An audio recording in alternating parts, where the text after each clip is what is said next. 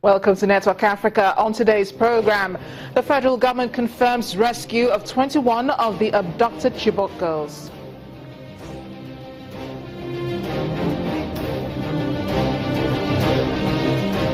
Fighting erupts in the Central African Republic as militia attack refugees up north.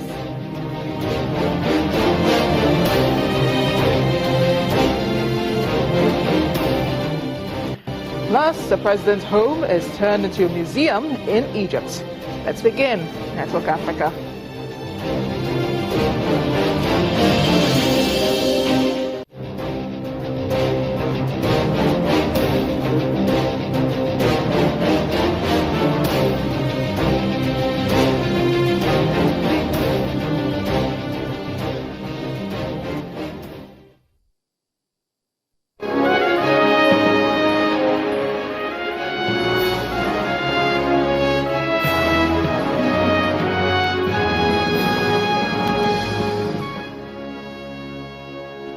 Hello everyone, I am Amarachi Ubani. We woke up this morning to the news, the federal government confirming that 21 of the abducted Chibok girls have been rescued by the military.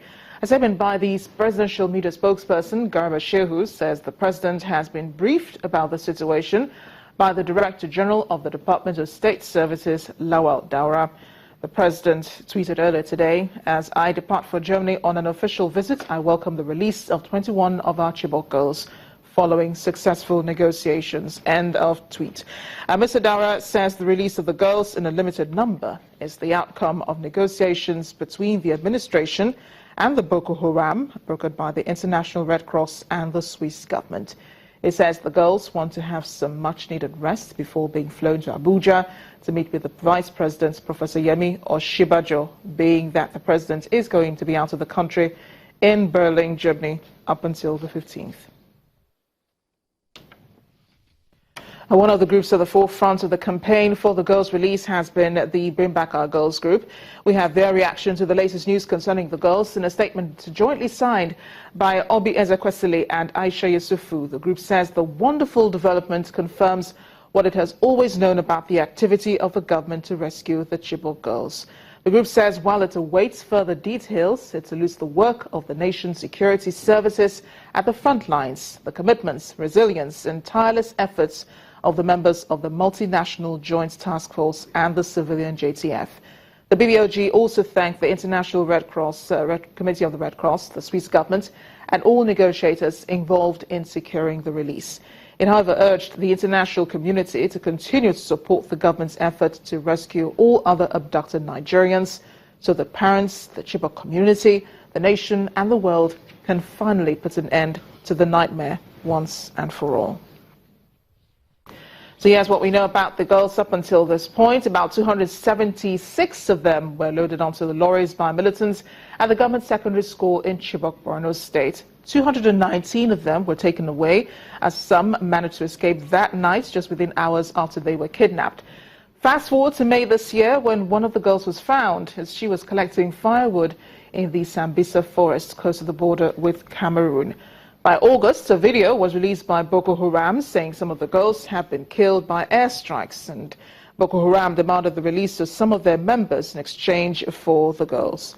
Altogether, we have 22 girls returned from abduction.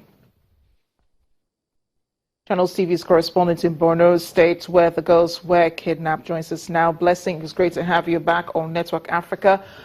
This is good news, but has it had any impact at all on the people of Borno State? I didn't get that. The news about the girls' release, has it had any impact? I mean, how are people in Borno State reacting to the news? Are they happy? Do they even know what's going on? Oh, yeah. The news filtered into Maiduguri this morning, and the residents are very happy. The last time the Chibok girls were arrested, we had one and then the second one, but this time we have 21 of them, so it's a huge news here. The state government is happy, the people are happy, and it has renewed the hope of the residents here in the counter-insurgency war, because we know there are too many women out there in captivity, of course, with the rest of the Chibok girls, and they are hopeful that those other women will also be recovered alive. And any word from Chibok, the community where these girls were abducted from? But now we are yet to establish contact with the community, with the parents, because of network issues. But we'll be speaking to campaigners of the Bring Back Our Girls who are in touch with some of them in Abuja, and they understand they are also as excited as the people are here in Maiduguri in solidarity with them. Any word from the state governments, which is probably at the forefront of all of this, fighting for the girls to be released and talking about negotiations and so on? Could you clear something up for us, Blessing, which is what the government is saying, that this was a brokered agreement, the release of the girls? Well, the state government, earlier we had an audience with the deputy governor, and he said the state government was not in the picture of the circumstances surrounding the release of those girls, and they only learned the girls were being evacuated to Abuja. So no one has told us what actually happened and how the girls were released and are now being taken to Abuja. The military have not said anything, and the state government doesn't seem to be in the picture of what actually transpired.